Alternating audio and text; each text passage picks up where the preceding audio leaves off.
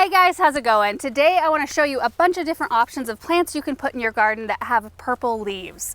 These are all so beautiful, and I have something in every category here. We've got a tree, shrubs, perennials, annuals. I'm going to be planting a few of these out in the landscape today, so you'll get to see where they go, and the others you'll see later on in other projects. But I just had to gather them all together so you could see how beautiful these are. I mean, purple plants, they bring such interest, such depth and weight to an area.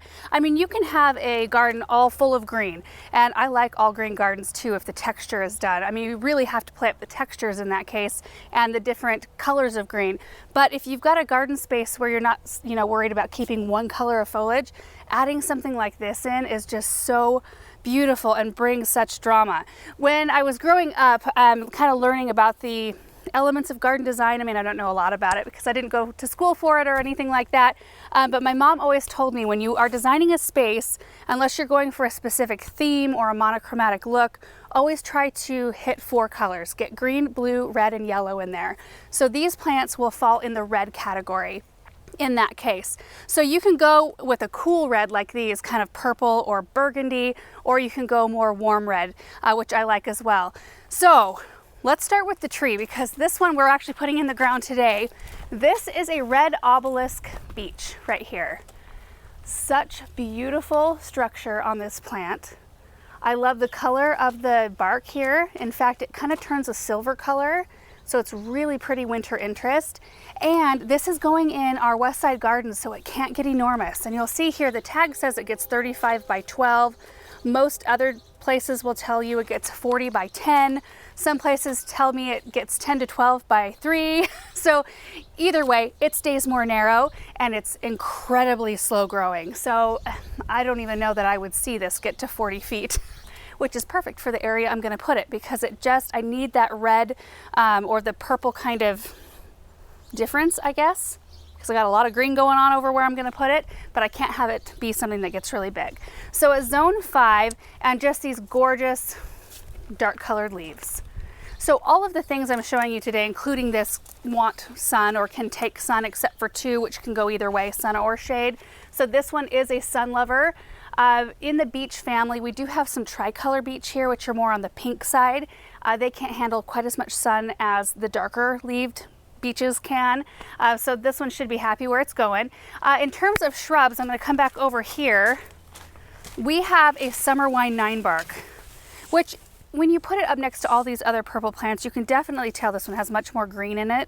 But you get it out in the landscape and get it up next to green stuff, and you will see how much deeper in color this is.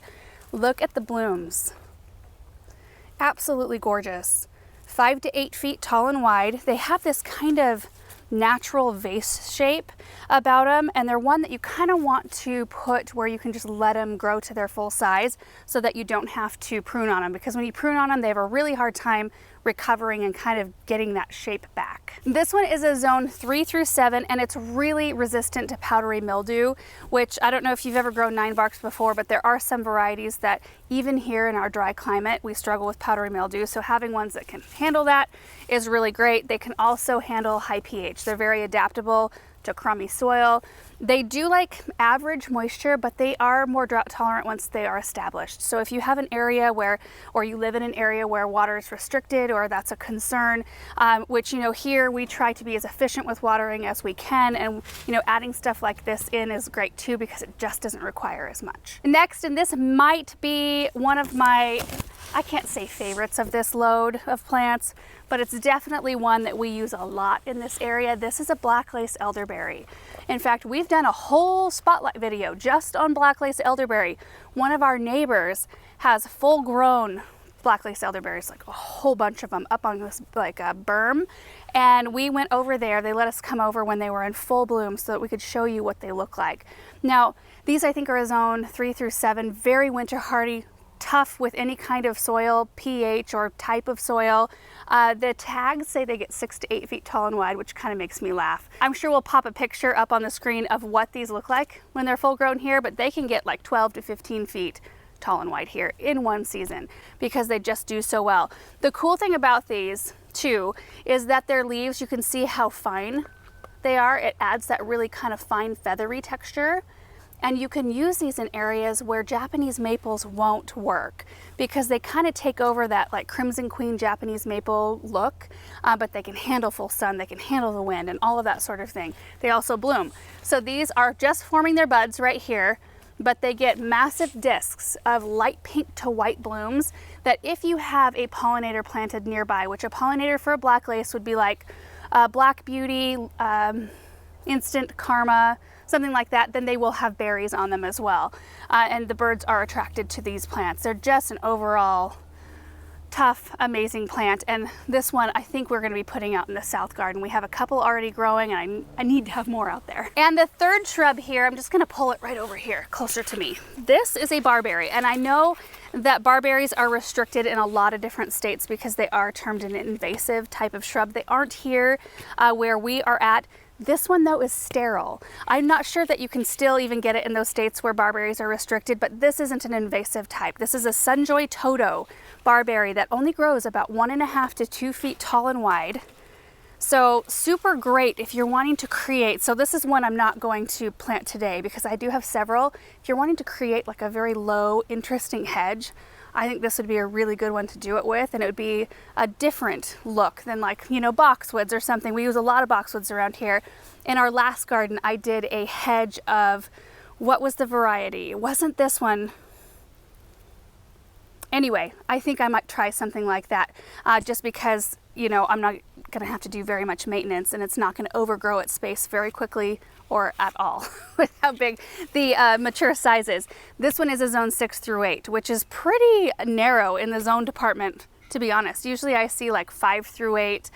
So I was surprised when I was looking at that zone and when I saw that. Moving on to perennials, let me pull this one forward. First perennial is the Midnight Masquerade Penstemon, which I have showed you before because I've got it in a couple areas of our garden. The thing I love the most about this plant, well, it's gorgeous. I mean, look at these blooms. Look at the burgundy leaves. It does have some kind of green tinge to some of the leaves too, but as they age, they do deepen. But we only touch this plant once a year. We cut it back in late winter, early spring, and that is it.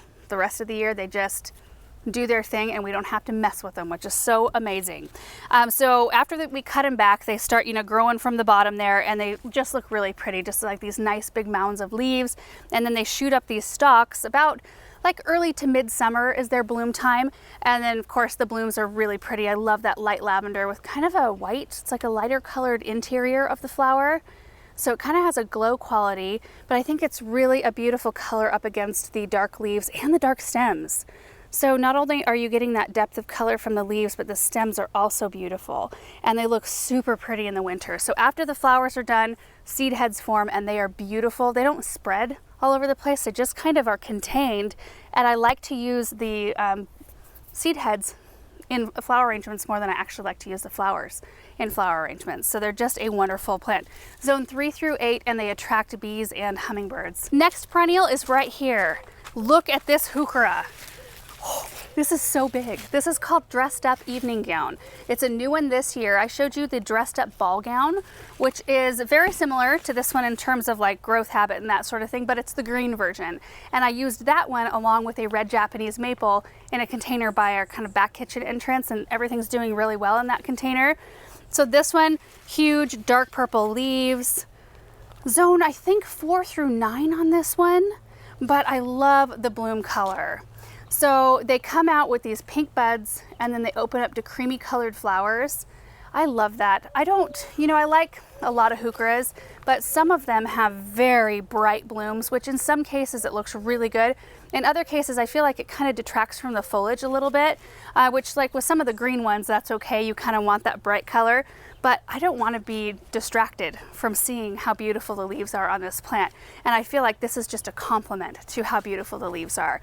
These I'm not going to plant today. I think I'm going to use these in a container project later on. They start blooming about early through midsummer, and the blooms do attract pollinators. But this is one of the plants, along with the next two we're going to talk about, that are very versatile in terms of light requirements. They can do sun or shade in most climates. Here where we're at, you know, high desert, it's dry and hot for a lot of the season. very inconsistent cloud cover. They do benefit from a little bit of protection in the afternoon. We could put them in a more sunny spot, but we'd have to water them a lot more, and that's typically not something that we want to do. So a little bit more of a protected spot is really good for these here anyway.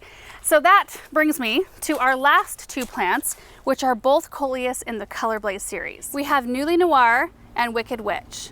This variety has been out longer, so I have grown it more. I have more experience with this one.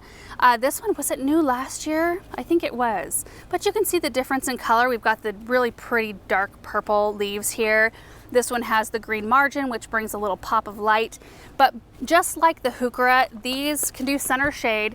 The more sun they get, I find the more water they do require. And they do want to get a little bit bigger if they get more light. So they'll typically be anywhere from like 2.5 to 3 feet tall and wide. I mean, pretty good size annuals, and they will form. Their stems are like trunks. They get super thick and just an amazing grower. The Color Blaze series, any of the Coleus in that series are bred to either not bloom at all, or they wait until close to the end of the season to start blooming, because typically we're not growing Coleus for the blooms, we're growing them for their leaves. And if they do start to bloom, which I do on occasion have one that will throw out a bloom, I'll just go pop that off. It tends to make the plant look a little bit more messy, so it's nice to have ones that you're not having to deadhead all season long. So that is pretty much it for the details on all of these plants. There are so many different options out there, you guys. These are just a very small handful of what I have gathered together to do some projects around the house, and I was just very excited to share them with you. So I hope it's helpful just to kind of get you started. I mean, when you're out at your local garden center, keep your eyes open for, you know, color like this to add to your landscape, because it really does add a hugely needed element, I think, in a lot of different spaces. So what we're going to do now, I think what we're going to plant is the Red Obelisk Beech, the Midnight Masquerade Penstemon, and then one of these Coleus. So let's go do that, and then I will tour you through where they ended up.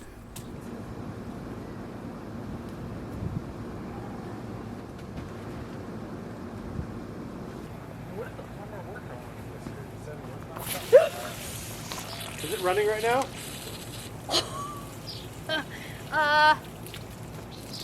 Looks like it.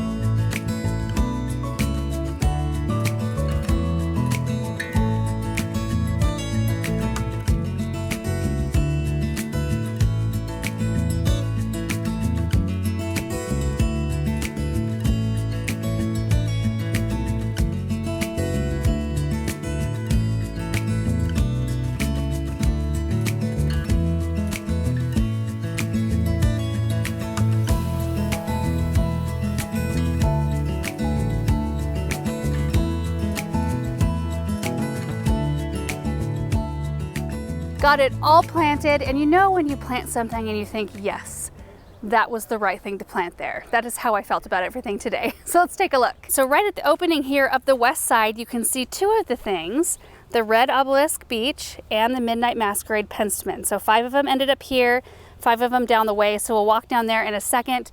But I absolutely love this beech tree right here. I think it was the exact right thing to put in this space. I didn't want anything that was too bright that would like kind of scream at you, but I needed something that had that depth of color, which this completely does. And it's such a slow grower that it's just going to be a wonderful ornamental kind of accent tree in this area. The thing about this spot, I had a Showtime crabapple planted just to the right of where the beech is. In fact, it lined up like dead center with this sidewalk, and it died, and I couldn't figure out why, because everything else is thriving in this area. So when I went back in with the beech, my initial reaction was to center it with the sidewalk again, but with how big this elderberry's gotten, kind of forces you to pop it over there to the left a bit, kind of in between the rose and the elderberry. But I think it looks really appropriate there. So what I'm gonna do, you know, if you kind of stand back in the driveway area, I'm gonna place like a little pot or a statue or something kind of dead center, or a really beautiful plant that's a little bit brighter right in that area as just kind of a pretty vista to stop your eye. But I just love how everything is coming together in this spot. Let's kind of walk this way. We've got white ones, Veronica, coral charm peony, cat's pajamas, nepeta. Look at how fabulous that perennial is. I love it. Iris, delphiniums. There are some Royal Jubilee roses in here, which will get upwards of like 4 to 5 feet tall, so that will bring a little bit more height. But I'm being pretty careful in this area because I don't want to overshadow the urns. I want those to be the tallest thing in this bed. Other than, I've got a few things, you know, on the end here and down here that, you know, as you get to the end, we get taller. But for the bulk of this area where the urns are, I want to keep everything kind of medium height and shorter. So like I said, the roses will be up higher, and then we'll graduate down lower. So we've got Lady's Mantle here, and then the Luminary Backlight Phlox and Pink Profusion Salvia. We just planted those the other day. And then there is our penstemon. Isn't that perfect? Because even though it's got the medium height there, it's more of an airy because it shoots up the bloom stalks instead of being super leafy up top. And you can see the pillar, you know, the pedestal. And I mean, they will thicken up, but the color is perfect right there. I just think they're so pretty. And I'm just noticing all the pollinators on this salvia. See all the honeybees? That's awesome. So when I start my next perennial, which I'm not exactly sure which one it's going to be, it'll be something, you know, about this high. That's where it'll mature, and I want to kind of go around the base of this pedestal to where you can kind of still see it, and then we'll do a shorter, maybe like a ground cover type plant right here. Okay, let's walk to the other end. It's a warm day today, you guys. We've got spirea and delphiniums. Planted the phlox and the Veronica the other day as well, and then there's our next grouping of penstemon. Looking beautiful right there. There's a viburnum, some other things that we recently planted. We've got some more roses. These are Mary Rose here, 4x4. And let me show you down this way because we've got more penstemon down here. Look at these Instant Karma elderberries. Isn't that the most glorious shape you have about ever seen? I love how this plant grows when you can just let it do its thing. Oh, and I've got 3 down here. There's 1, 2, and then there's 1 tucked behind this area.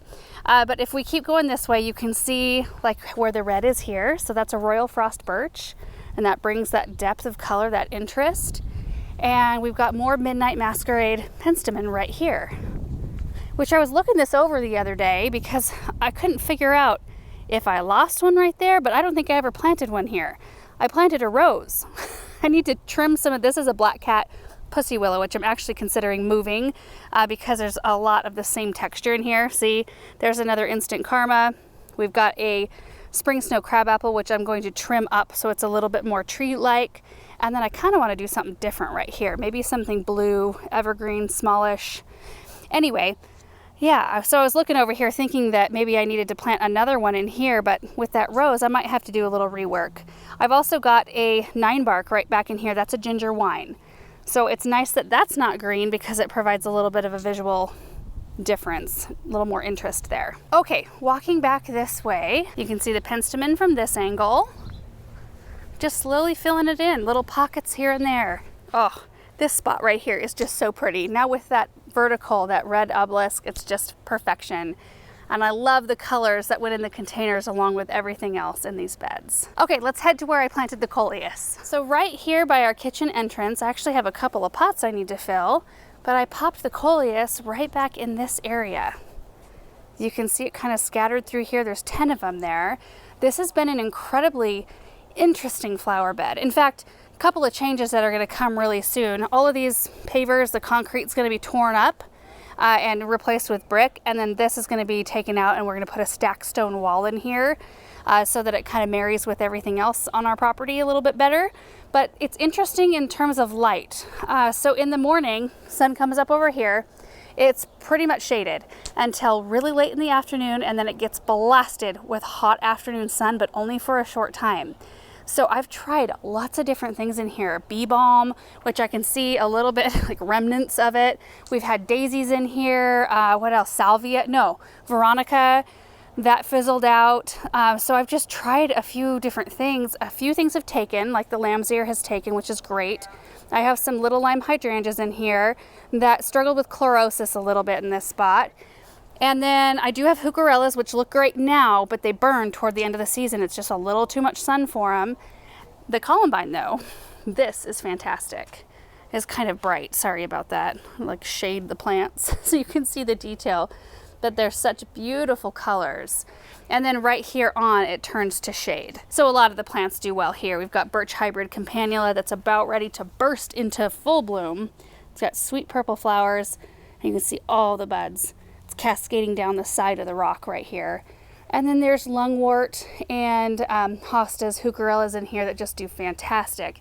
It's just this one little pocket in here. So what I'm gonna do in this space is pop a few double up pink begonias. I think that they'll do okay. I think they can handle the small amount of light, even though it's intense. And then the Nulu Noir coleus back in here will get quite a bit bigger. And since it's a sun or shade both, I think it will thrive in this space, hopefully. In this area too, we've got a Japanese anemone that just, it likes to take over. It's a runner, it runs all over the place, but you know, some areas I want it to do that. Like I want it to look a little bit more natural and soft, but I do have more Midnight Masquerade penstemon right here. This is the first time I planted it, my first experience with it. I love it. I planted 6 in here. You can kind of still see 1, 2, 3, 4, 5, 6. I need to pull some anemone away from that 6th one, but you can see kind of their growth habit. They're very well behaved. They just kind of clump out and do their thing and deepen in color as the season goes by. And that is it for plants with purple leaves. I hope that you guys enjoyed this video and that it inspired you maybe to go out and plant something with that beautiful deep color in your flower beds. And it's fun to fill in all of the familiar spots that I'm used to planting every year, either with annuals or, you know, trying out different perennials. But the West Side Garden in particular has been such a joy because I feel like, I mean, it took a few years to really have an idea click and work in that space. But ever since I started in with kind of the color scheme we're going with and the plants that we have, it just is so much fun. I told Aaron today, I just want to fill it up. I just want to fill it up right now and be able to do a slow walkthrough tour because I know in my mind what I want it to look like in the end. It's just a matter of time and getting all the plants. You guys know how it goes. It takes a while for a space to evolve, but I'm really loving how it's coming together. So anyway, thank you guys so much for watching this video, and we will see you in the next one. Bye.